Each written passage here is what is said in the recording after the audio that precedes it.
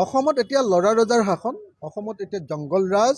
আগতে বিহাৰত জংগলৰাজ, ইউপিত জংগলৰাজ বুলি কৈ থাকে যে, এতিয়া অসমত জংগলৰাজ। অসমত মানে যাৰ ওপৰত আজি আপোনালোকে নিশ্চয় দেখিছে যে আমাৰ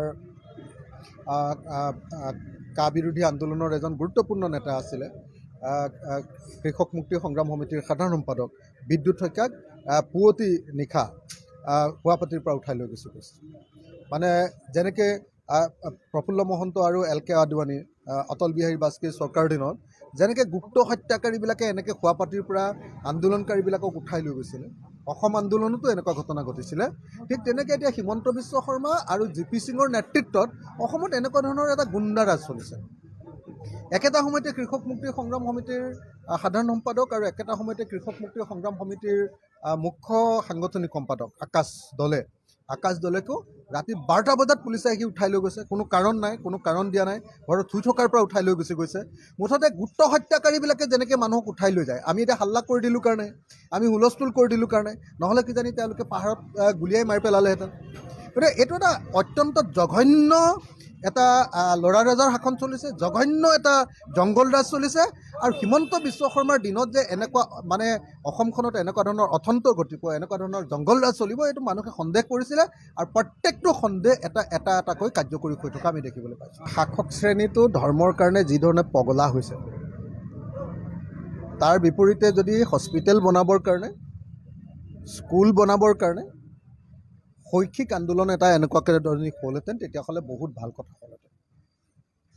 আমি অসমীয়া মানুহবিলাকে ৰাম আৰু কৃষ্ণক সদায়, আমাৰ শংকৰদেৱে কৈ গৈছে যে বেছি একো কৰিব নালাগে, দিনটোত এবাৰ কৃষ্ণৰ নাম লৈ দিয়া, ৰামৰ নাম লৈ দিয়া, তোমাৰ যিমান যি গণ্ডগোল আছে চববিলাক ঠিক ঠাক হৈ যাব, তুমি মুক্তি পাবা।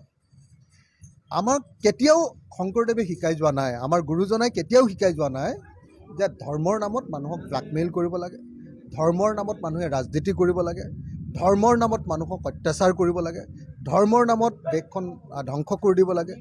আৰু আজি ধৰ্মৰ নামত যিধৰণে মানে অত্যাচাৰ কৰা হৈছে, যিধৰণে মানে হাল্লা হুলস্থুল কৰি দিয়া হৈছে, যে এনেকুৱা দেখুওৱা হৈছে যে যিবিলাকে ৰাম মন্দিৰৰ কথা নক'ব সেইবিলাক মানে হিন্দু মানুহ নহয়, আৰু এইবিলাক ভাৰতীয়ই নহয়, এনেকুৱা ধৰণৰ হুলস্থুল কৰি দিয়া হৈছে নে নাই? এইটোক স্বৈৰতন্ত্ৰ বুলি কয়, এইটোক ফেচিবাদ বুলি কয়, এইটোক সাম্প্ৰদায়িক ফেচিবাদ বুলি কয়। আৰু সাম্প্ৰদায়িক ফেচিবাদীসকলে ধৰ্মক এতিয়া ৰাজনীতিত পাৰ খোৱাৰ হাথিয়াৰ হিচাপে ব্যৱহাৰ কৰি এনেকৈ ৰাম মন্দিৰৰ ইছ্যুটো বহুত ডাঙৰ কৰি লৈ যাবলৈ লৈছে। তাৰ বাহিৰে আন একো নহয়।